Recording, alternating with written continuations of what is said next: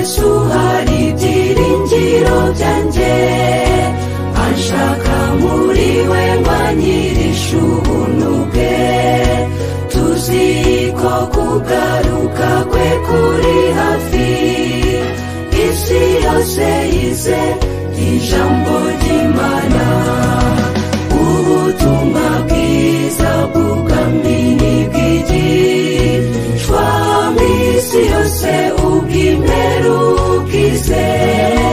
Hari ibyiringiro by'ubunyegesho by'isi yose, n'iby'Afurika.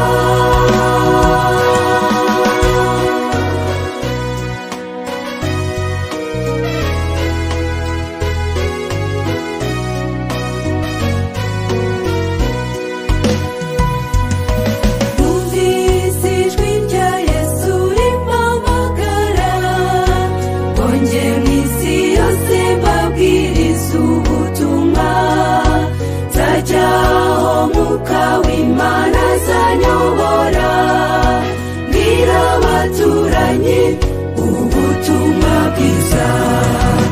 Ubutumwa bwiza bw'ubwami nibwigishwa mw'isi yose, ubw'imperuka ize.